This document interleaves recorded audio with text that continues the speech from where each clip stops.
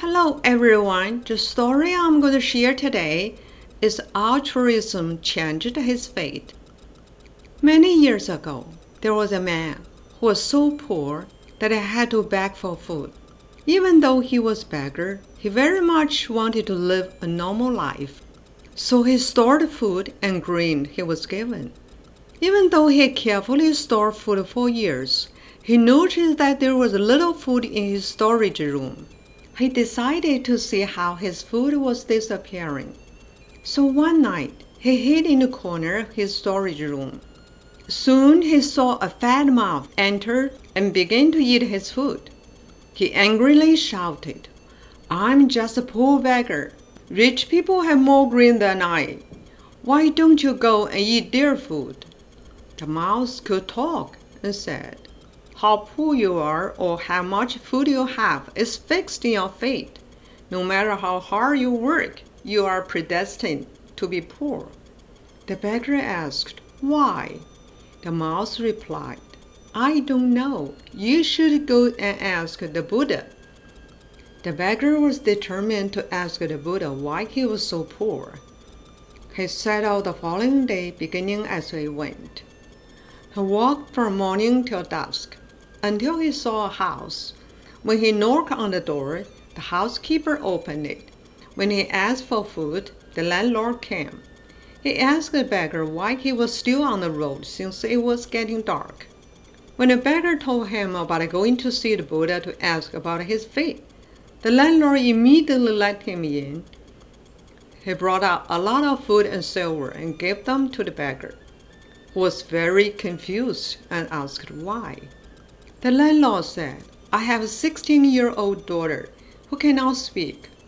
When you see the Buddha, please ask him why." The beggar happily promised and left.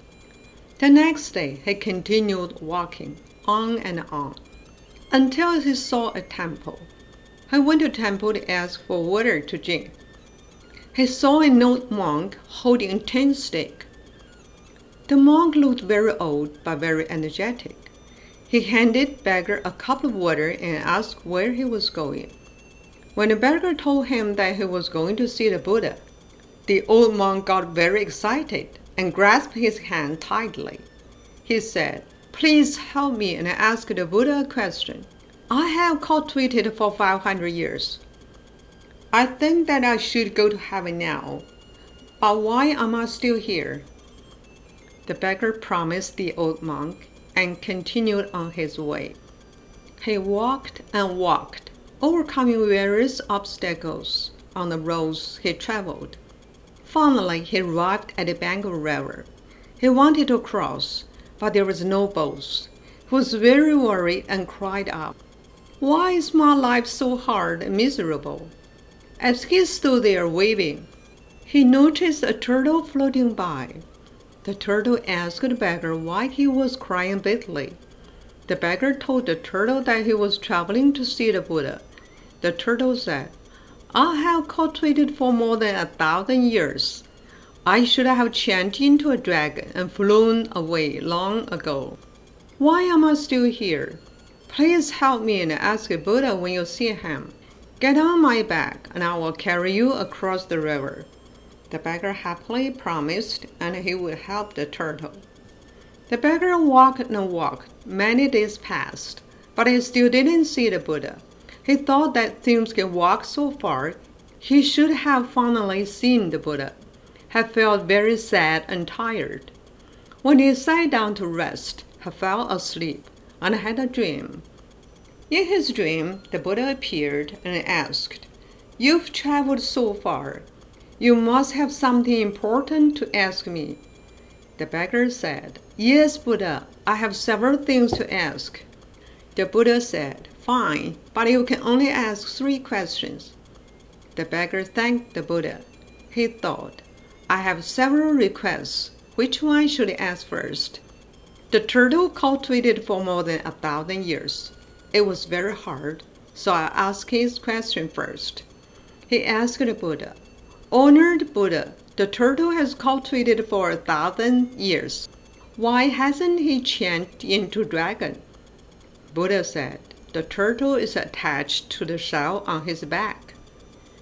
The beggar thought, the old monk cultivated for more than 500 years. It was not easy. So I will ask his question next. He said, Buddha, an old monk has cultivated for more than 500 years. Why hasn't he flown to heaven yet? Buddha said, he is attached to his tin stick. The beggar thought about landlord's daughter, who could not speak. Who would marry her? He felt that he should ask this question next, so he asked the Buddha, why is the landlord's daughter dumb? Buddha said, the daughter will start speaking when she sees her future husband. As soon as he answered the third question, the Buddha disappeared. The beggar suddenly realized that he did not get a chance to ask his own question. Depressed and hopeless, the beggar began walking back. He was sure that he was predestined to be a poor beggar. On his way home, he met a turtle, who urgently wanted to know the answer to his question. The beggar said, please carry me across the river first. After the turtle carried him across the river, the beggar said, don't you think that you are attached to the shell on your back? The turtle enlightened immediately. He removed his shell and gave it to the beggar, saying, there are 24 priceless pearls in this shell. I gave them to you as thanks for helping me. Then the turtle transformed into a dragon and flew away. The beggar took the 24 priceless pearls and continued walking home. He arrived at the temple and looked for the old monk. Naturally, the old monk was very anxious to know the answer to his question. The beggar said, do you think you have an attachment to the tin stick in your hand? The old monk enlightened. As soon as he handed his tin stick to the beggar, he flew into the sky. Finally, the beggar arrived at landlord's home. Before he could knock on the door, the daughter rushed up and shouted, Father, the man who went to see the Buddha has returned. The landlord was shocked upon hearing his daughter's voice for the first time. He was so happy that his daughter could speak that he asked the beggar to marry his daughter. Even though the poor beggar didn't get to ask the Buddha about his fate was changed because he was altruistic and placed others' needs before his own. Thank you for listening to the story. More touching story will be ready for you if you just subscribe it. Thank you again.